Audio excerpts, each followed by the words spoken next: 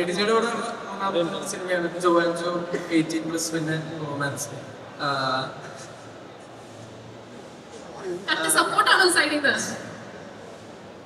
അപ്പോ എല്ലാവരും പറഞ്ഞ പോലെ എനിക്ക് എഡിജേനെ നല്ല പരിചയമുണ്ട്. അല്ലാണ്ട് എല്ലാവരും നല്ല പരിചയമുണ്ട്. ഇപ്പൊ ഗോവിന്ദേട്ടനോട് അഖിലേട്ടനോട് എഡിറ്റർ ചമൽ പിന്നെ ഷാജയുടെ കൂടെ വർക്ക് ചെയ്യുന്നത് എല്ലാവരും കൂടെ വർക്ക് ചെയ്തിട്ടുണ്ട്. എനിക്ക് ഭയങ്കര ഒരു ബെസ്റ്റ് ഫ്രണ്ട്സിന്റെ കൂടെ ഒരു ചിൽ ടൈം എന്നൊക്കെയുള്ള രീതിയിലായിരുന്നു വർക്ക് ചെയ്യുന്നത്. ശരിക്കും അറിഞ്ഞില്ല ഈ ട്രെയിലർ പോലത്തെ ഒരു സിനിമയിലെ ട്രെയിലർ ആക്ച്വലി സിനിമയുടെ ഒരു മീറ്ററും എന്താണ് സിനിമ എന്നുള്ള ഒരു മൂടൊക്കെ ആ ട്രെയിലറിലുണ്ട്. ഡയറക്ടർ പറഞ്ഞ പോലെ അതും അതിനെ കുറച്ചുകൂടെ എക്സ്പെക്ട് ചെയ്ത് വന്നാൽ സാറ്റിസ്ഫൈഡ് ആയിരിക്കും.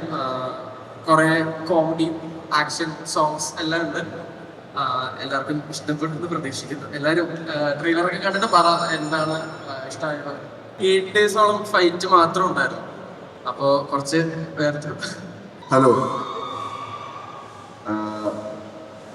ADJ പടം പൊളി പടമാണ്. എനിക്ക് ജോവാൻജോ കണ്ടതിന് ശേഷം ഭയങ്കര ഇഷ്ടപ്പെട്ടു. വർക്ക് ചെയ്യാൻ ആഗ്രഹമുണ്ടായ ഒരു ക്യാരക്ടറായിരുന്നു ADJ. ലൊക്കേഷനിലേക്ക് എത്തിയപ്പോൾ കുറച്ച് പ്രശ്നമായിരുന്നു ഇവരായിട്ടൊന്ന് ചെന്നൈ മാറാൻ. അപ്പൊ ഞാൻ ADJ കുറച്ച് ബഹുമാനം കൊടുത്തിട്ടുണ്ടായിരുന്നു. പക്ഷെ നേരത്തെ കണ്ടാൽ മനസ്സിലാവും മാത്യു ADJ ആയിട്ട് എങ്ങനെ ഡീൽ ചെയ്യണമെന്നുള്ളത്. ലൊക്കേഷനിൽ ഞാനാണ് അങ്ങനെ വിളിക്കില്ല, അങ്ങനെ പറയുന്നത് ഡയറക്ടറാണ്, ഇത് എന്റെ ചേട്ടനാണ്, അത് കുഴപ്പമില്ല. അപ്പൊ മനസ്സിലായി പടത്തിന്റെ ഒരു ബോണ്ടിങ്ങും കാര്യങ്ങളും. അപ്പൊ അങ്ങനെയാണ് പതുക്കെ ഈ ടീമിലേക്ക് ബ്ലെൻഡ് ആയത്. അപ്പോൾ ഈ പടം സ്പെഷ്യലാണ് തീർച്ചയായിട്ടും. കാരണം ചെയ്ത് വെച്ചേക്കുന്നത് ഓഡിയൻസ് കാണാനുള്ള എക്സൈറ്റ്മെന്റ് ആണ് ഞങ്ങൾ എല്ലാ ആർട്ടിസ്റ്റുകളും ടെക്നീഷ്യൻസും ക്രൂ മൊത്തം. അപ്പൊ അത് പൊളിയായിരിക്കും എന്നൊരു വിശ്വാസമുണ്ട്. ബാക്കി വാലന്റൈൻസ് ഡേ കാണാം. ഈ ഡാൻസ് അത്യാവശ്യം ഇഷ്ടമുള്ള ഒരു വ്യക്തിയായിരുന്നു. ഇതുവരെ ഒരു പടത്തിലും ഇങ്ങനത്തെ ഒരു ചാൻസ് കിട്ടിയിട്ടുണ്ടായില്ല. അപ്പൊ ആദ്യമായിട്ടാണ് ഒരു പടത്തിൽ ഷൂട്ട് പോട്ടൊക്കെ ഉള്ളത്, ഡാൻസ് ഒക്കെ കളിക്കണം. അത് ഭയങ്കരമായിട്ട് എൻജോയ് ചെയ്തിട്ടുണ്ട്.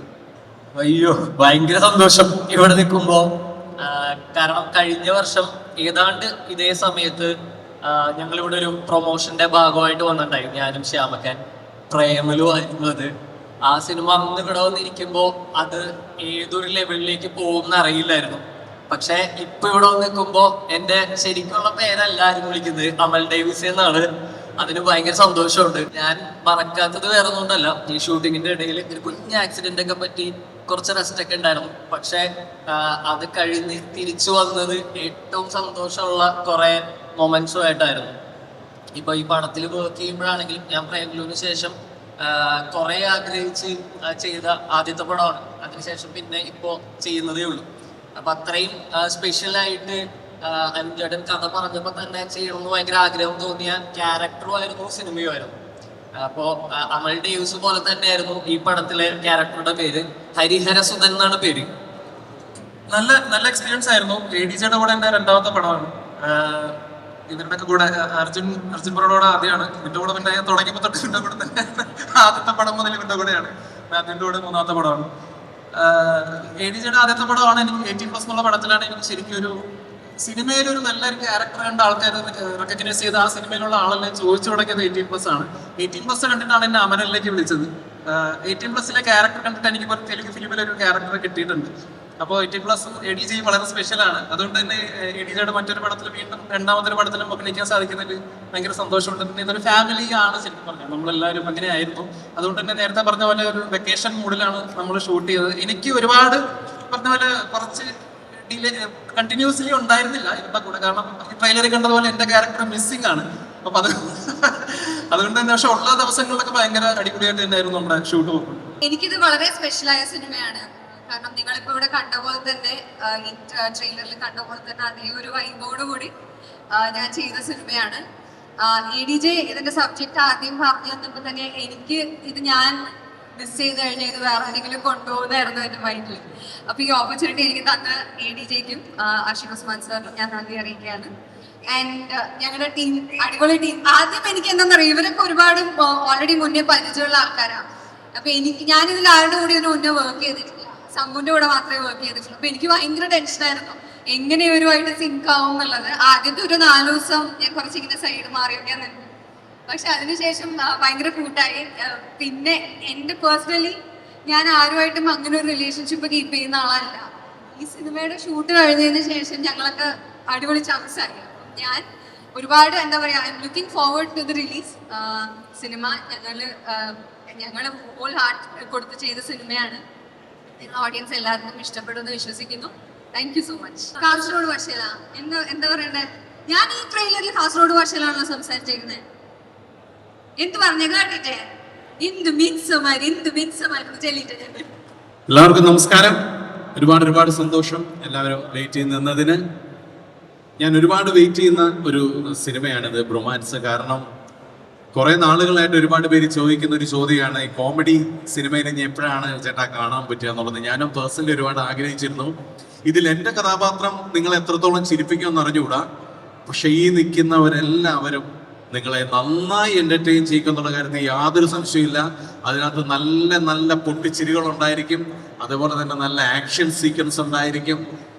എല്ലാം ഉണ്ടാവുള്ള ഒരു കംപ്ലീറ്റ് പാക്കേജ് ആയിട്ടുള്ളൊരു സിനിമയായിരിക്കും റൊമാൻസ് എന്ന കാര്യത്തിൽ. ഒരു ആക്ടർ എന്നുള്ള രീതിയിൽ എനിക്ക് യാതൊരു സംശയമില്ല. അതുപോലെ തന്നെ ADJയുടെ രണ്ടാമത്തെ സിനിമയിലാണ് ഞാനിപ്പോൾ അഭിനയിക്കുന്നത്. ഞാൻ ഇതിനു മുമ്പ് അഭിനയിച്ച ജോ ആൻഡ് ജോ എന്ന് പറയുന്നൊരു സിനിമയിൽ ഒരൊറ്റ സീനിലാണ് ചില തീരുമാനങ്ങൾ നമ്മൾ എടുക്കുന്നത് ചിലപ്പോൾ തെറ്റിപ്പോയേക്കാം, ചിലപ്പോൾ നന്നായേക്കാം. എനിക്ക് പേഴ്സണലി ഞാൻ അന്നെടുത്ത തീരുമാനം ഏറ്റവും നല്ല തീരുമാനമായിരുന്നു എന്ന് എനിക്ക് തോന്നാനുള്ള കാരണം ADJയുടെ ഒരു ഫിലിം മേക്കിംഗ് തന്നെയാണ്. ADJ ഒരു സിനിമ ചെയ്യുന്നത് അതൊരു ഷൂട്ടിംഗ് പ്രോസസ് ആണെന്ന് പോലും നമുക്ക് ഒരുപക്ഷെ നമുക്ക് തോന്നില്ല. അങ്ങനെയാണ് അദ്ദേഹം അത് കൺസീവ് ചെയ്തിട്ടുള്ളത്. നമുക്ക് ആർട്ടിസ്റ്റിന് ഒരു ടെൻഷൻ തരാതെ നമ്മൾ അങ്ങേയറ്റം കംഫർട്ട് ആക്കി, അങ്ങനെ ഒരുപാട് ഡയറക്ടേഴ്സ് ഉണ്ടെങ്കിലും ഇത് ഇവരൊരു ഗ്രൂപ്പായിട്ട് നിൽക്കപ്പെടും, നമുക്ക് ഒരിക്കലും അതിൻ്റെ ഒരു ടെൻഷനോ ഒന്നും നമുക്ക് തോന്നില്ല.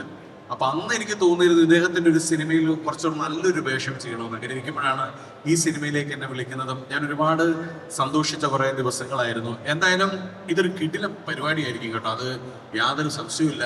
14-ാം തീയതി എല്ലാവരും തിയേറ്ററിൽ വന്ന് കാണുക. പിന്നെ ഈ നിൽക്കുന്ന എല്ലാം എന്ന് പറഞ്ഞു കഴിഞ്ഞാൽ വൻ പുലികളാണ്. എനിക്ക് പറയുന്നത് പോലെ എനിക്കൊരു ഒരു ടെൻഷനൊക്കെ ഉണ്ടായിരുന്നു. ഇവര് എന്നെ എങ്ങനെയാണ് എടുക്കുക, അല്ലെങ്കിൽ ഞാൻ എങ്ങനെയാണ് ഇവരോട് ബിഹേവ് ചെയ്യേണ്ടത്, അല്ലെ എങ്ങനെ ആയിരിക്കും എന്നൊക്കെ ഒരു ഡൗട്ടുകളൊക്കെ ഉണ്ടായിരുന്നു. പക്ഷെ 1-2 ദിവസം കഴിഞ്ഞപ്പോൾ അതൊക്കെ ഒന്ന് മാറിയിട്ട് വൻ പുളിയായിരുന്നു.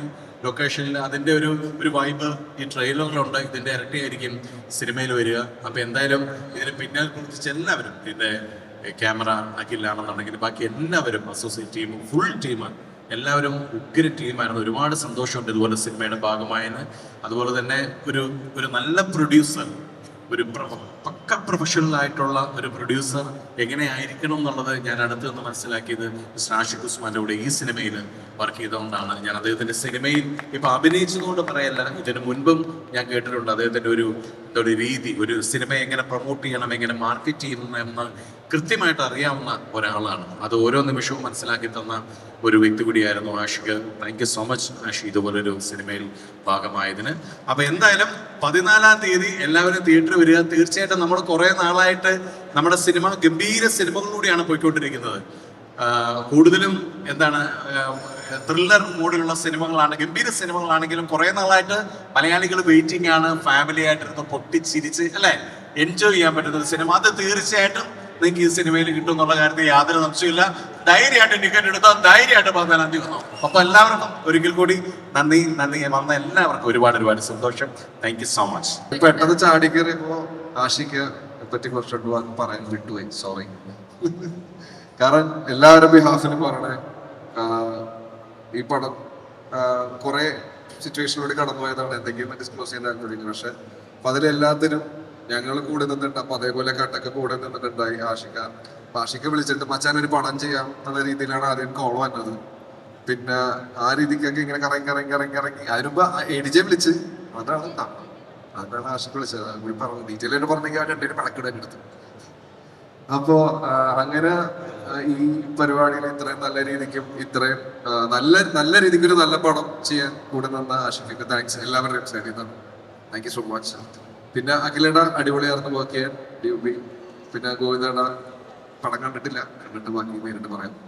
പിന്നെ റൈറ്റർ എല്ലാവരും അടിപൊളിയായിരുന്നു, പ്രത്യേകിച്ച് ഞാൻ പറഞ്ഞ കൊളാക്കുന്നില്ല. പിന്നെ പിന്നാണ്ടിരിക്കുന്നൊക്കെ പറയുന്നത് എല്ലാ മറ്റേ ഡയറക്ടറുടെ ടീം എല്ലാവരും നല്ല രീതിയിൽ കൂടെ നിന്നുകൊണ്ട് നമുക്ക് നല്ലൊരു അടിപൊളി പടം ചെയ്യാൻ പറ്റി. Thank you so much. അപ്പൊ എല്ലാവരും Feb 14 മറക്കരുത്. വാലന്റൈൻസ് ഡേ വേറെ പ്ലാൻ ഉണ്ടെന്ന് അറിയാം, പക്ഷെ എന്നാലും പടം കാണാൻ അതിനുശേഷമായിരുന്നു പറഞ്ഞിരുന്നു പ്ലീസ്. വാക്ക് പറഞ്ഞ വാക്കായിരിക്കും. അത് മാറാൻ നിൽക്കുന്നുണ്ടാവും. ഉണർന്നുവോ മൂളം തണ്ടിടു നീളം, പൊഴിഞ്ഞുവോ മണിച്ചുണ്ടിരുന്നൊരു തേക്കണം. ഉണർന്നുവോ മൂളം തണ്ടിടു നീളം, പൊഴിഞ്ഞുവോ മണിച്ചുണ്ടിരുന്നൊരു തേക്കണം. തനിച്ചു പാടിയ പാട്ടുകളെല്ലാം നിനക്ക് ഞാൻ എന്നെ നൈവേദ്യമാക്കി.